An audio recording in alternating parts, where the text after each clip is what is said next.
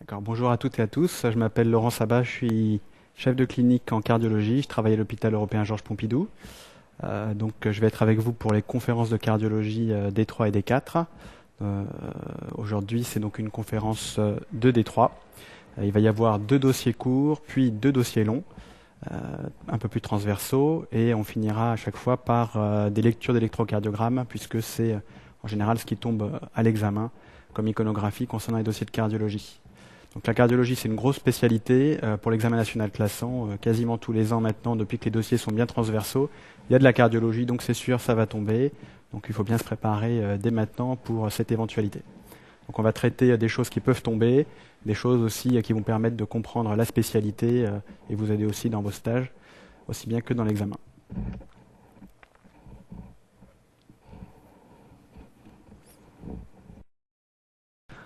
Donc on va commencer avec le cas clinique numéro 1, qui est un dossier court. Alors, il s'agit d'une patiente de 50 ans, sans facteur de risque cardiovasculaire, qui consulte pour un premier épisode de palpitations qui ont débuté il y a quelques heures. Elle n'a donc aucun antécédent cardiovasculaire ou autre, n'a pas de traitement. Votre examen clinique trouve des bruits du cœur rapides mais réguliers. Il n'y a pas de souffle cardiaque, il n'y a pas de signe d'insuffisance cardiaque gauche ou droite, et on réalise un électrocardiogramme. Première question, donc l'interprétation de son électrocardiogramme. Donc pour répondre à cette question, il faut une durée d'environ 5 minutes maximum.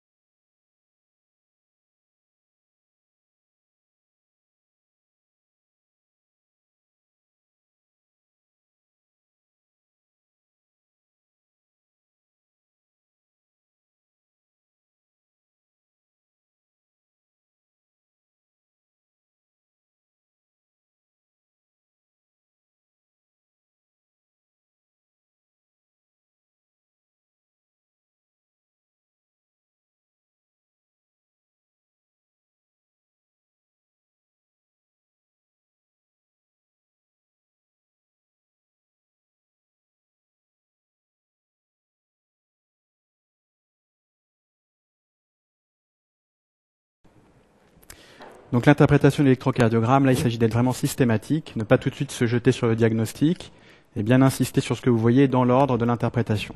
Pour lire un électrocardiogramme, on commence toujours par dire si le rythme est sinusal ou pas. Donc la définition d'un rythme sinusal, c'est la présence d'ondes P avant les QRS. Tous les QRS passent une onde P. Ensuite, il faut voir si le rythme est régulier ou pas, ce qui ici manifestement est le cas. Ensuite, on va parler de la fréquence, qu'on pourra calculer soit en s'aidant d'une règle ECG, soit en s'aidant de la graduation sur la feuille. Ensuite, l'axe des QRS. Ensuite, l'onde P qu'il faudra analyser, voir si elle est hypertrophiée, présente, absente. L'espace PR, voir s'il est normal, trop court ou allongé. Ensuite, les QRS, voir s'ils sont normaux, fins, larges. Et on termine par l'analyse de la repolarisation. Il ne faut jamais oublier d'analyser s'il y a une présence d'onde Q ou pas. Alors pour ce tracé, on a un rythme qui est rapide, donc une tachycardie. La fréquence, c'est aux alentours de 150 par minute. Mais surtout, ce qui est important, c'est de dire que c'est une tachycardie régulière. Donc une tachycardie régulière à 150 par minute, en dehors d'un contexte d'effort, ne peut être qu'une tachycardie supraventriculaire. Donc on va voir dans la suite du dossier quelles maladies peuvent donner ce genre de tachycardie. Ici, chez ce patient, donc, on va analyser tout dans l'ordre. Donc d'abord, on ne voit pas d'ondes P à proprement parler, donc on ne peut pas dire que le rythme est sinusal. Elles sont remplacées par contre par des ondes F en toit-d'usine, qu'on voit très bien ici, par exemple, qui battent à une fréquence de 300 par minute. Donc ces ondes F sont assez typiques de ce qu'on appelle le flotteur auriculaire. La fréquence de 300 par minute, c'est la fréquence classique du flotteur. Ensuite, la réponse ventriculaire, vous voyez que pour 2 ondes F, il y a un QRS, donc elle est en 2 sur 1.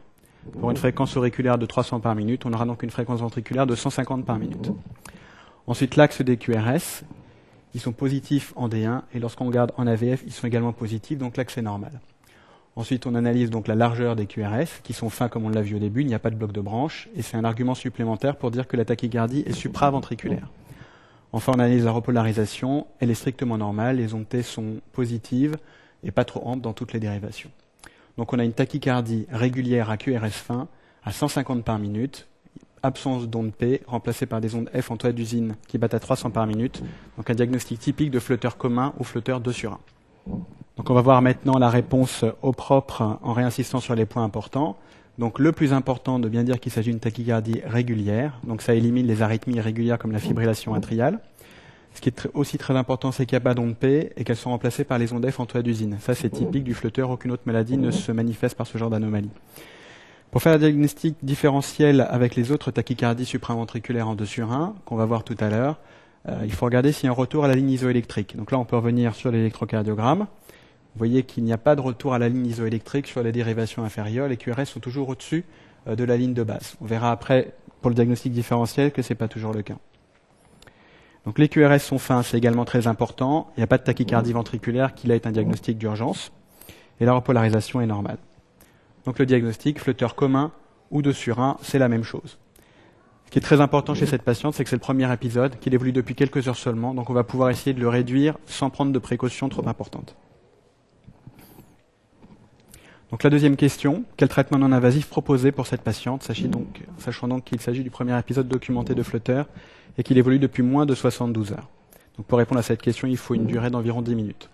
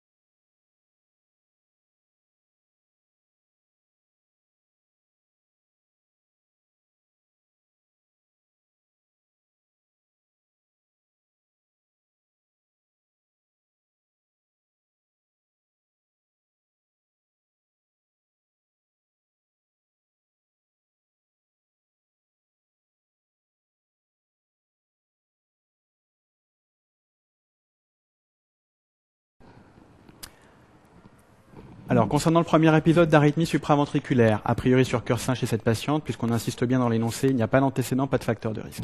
C'est très simple.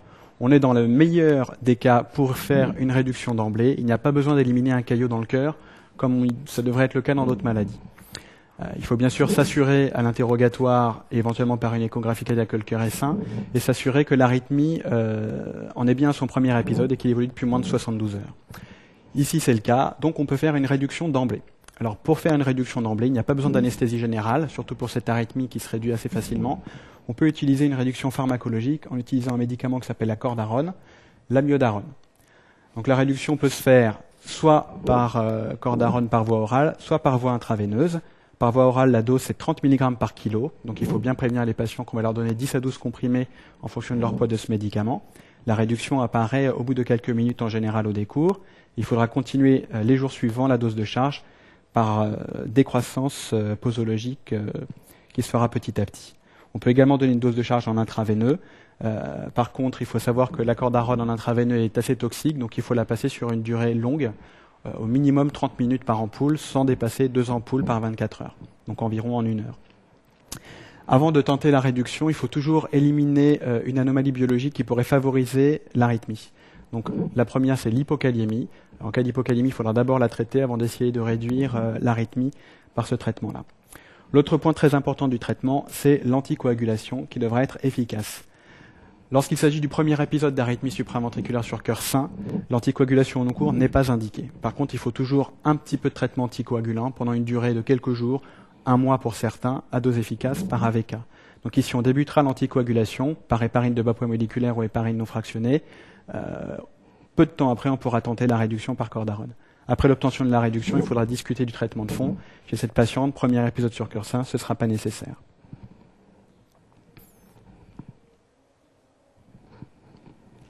Troisième question, quels sont les autres moyens de réduire ce genre d'arythmie? Pour répondre à cette question, il faut environ aussi 10 minutes.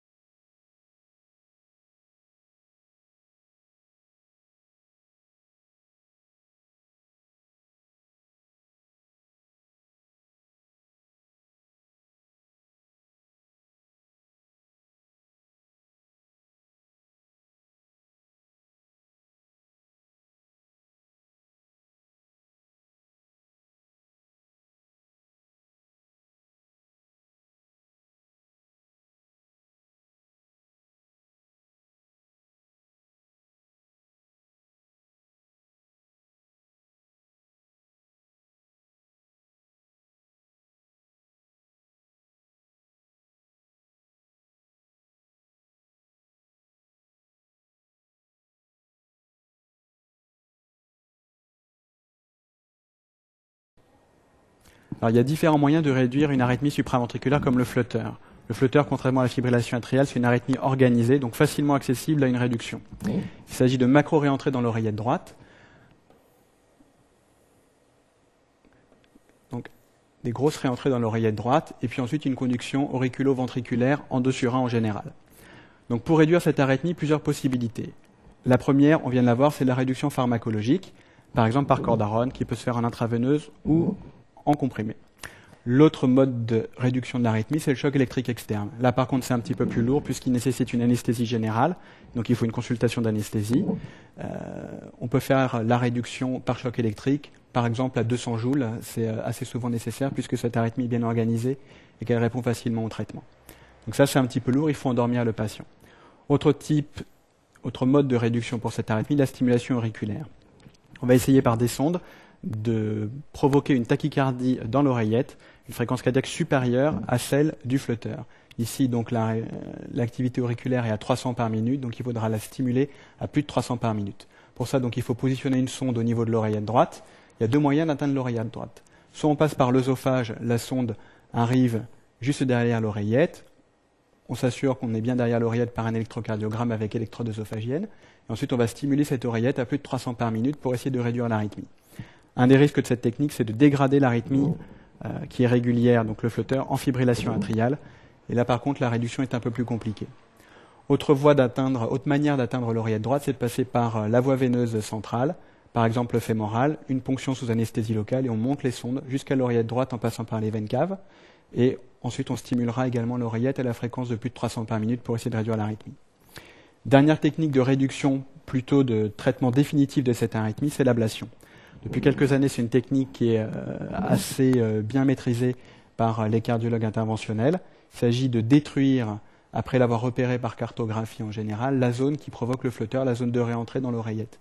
Une fois qu'elle est détectée, on peut la détruire de 2 manières, soit en la brûlant par des ondes de haute fréquence, c'est l'ablation par radiofréquence, soit par le froid avec un crayon au froid qu'on appelle la cryoablation. En général, le résultat est excellent, il n'y a plus jamais d'arythmie après, ou alors c'est un autre type d'arythmie qui apparaît. L'avantage de cette technique, c'est que c'est un traitement définitif, pas besoin de traitement de fond, pas besoin de traitement anticoagulant, même s'il y a une cardiopathie sous-jacente associée. Dernière question pour laquelle il faut environ 5 minutes.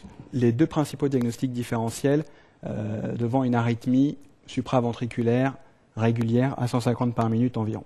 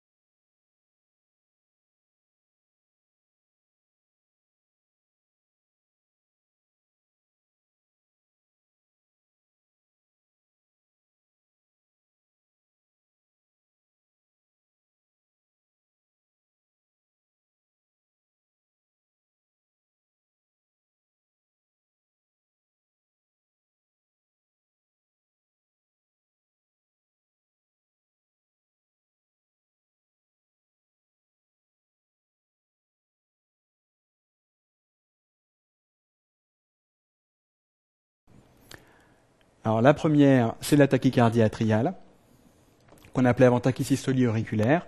Il s'agit aussi d'une arythmie par macro-réentrée dans l'oreillette droite. Donc les ondes P, les ondes auriculaires battent à 300 par minute et la réponse ventriculaire en général est en 2/1 à 150 par minute en l'absence de traitement. Il y a des différences qu'on va voir juste après sur un électrocardiogramme avec le flotteur 2/1. Ici par exemple, c'est une tachycardie atriale un peu dégradée. On ne voit pas d'onde F en toit d'usine, mais on voit surtout des ondes P qui battent à 300 par minute. Ici, ici, ici, ici. On les voit surtout en V1 et il y a un retour à la ligne isoélectrique. Ces ondes P sont des ondes P amples, un petit peu trop grosses par rapport aux ondes P normales. Lorsqu'on regarde en D2, D3 et AVF, comme c'était le cas pour le flotteur, on ne retrouve pas cet aspect de grande onde P. C'est ça le principal élément différentiel entre les deux diagnostics. Mais là aussi, les QRS sont fins. Là aussi, la repolarisation est normale s'il n'y a pas de cardiopathie ischémique sous-jacente. Et sur cet électrocardiogramme, l'axe est également normal. Le traitement est strictement identique à celui du flotteur. Deuxième type de tachycardie qui pourrait faire un diagnostic différentiel, tachycardie jonctionnelle.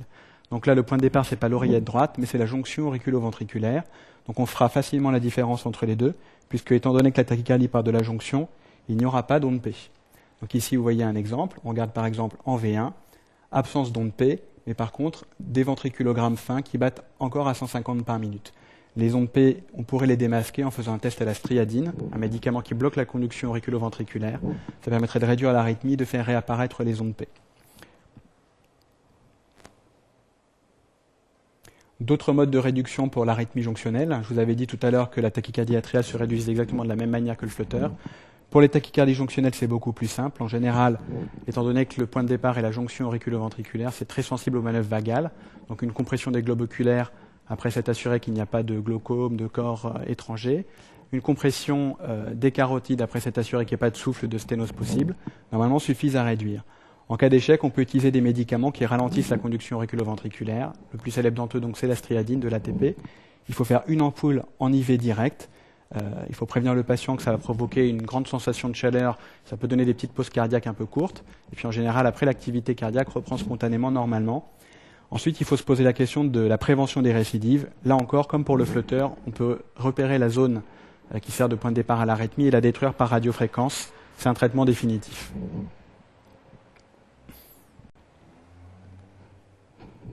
Voilà, premier dossier. Donc en conclusion sur ce premier dossier, qui est quand même assez important, il s'agit là d'une arythmie. Donc peu importe le type d'arythmie que vous aurez, par exemple, le jour de l'examen, il peut s'agir d'une arythmie supraventriculaire régulière, comme le flotteur, la tachycardie atriale, ou moins probablement la tachycardie jonctionnelle. Il peut aussi s'agir d'une arythmie supraventriculaire irrégulière, la fibrillation atriale, on en reparlera. Ce qui est très important, c'est qu'il y a des recommandations qui datent de l'année 2006 sur le traitement de ces arythmies, en fonction de la durée de la crise, en fonction de plusieurs critères emboliques qu'on redétaillera plus tard. Il faut voir comment traiter cette arythmie. Ce qui est très important, c'est que là, on est dans les premières 72 heures, sur cœur sain a priori, donc pas besoin d'éliminer un thrombus intracardiaque, pas besoin de scanner cardiaque, pas besoin d'échographie transœsophagienne. La réduction peut se mener d'emblée. Ensuite, ce qui est très important, c'est de faire le diagnostic électrocardiographique entre toutes ces arythmies supraventriculaires, le diagnostic de gravité. Ici, il n'y a aucune gravité, l'arythmie est bien tolérée. Et ce qui est important, c'est la largeur des QRS. On en reparlera aussi, les QRS sont fins, l'arythmie est bien tolérée, donc on pourra la réduire facilement.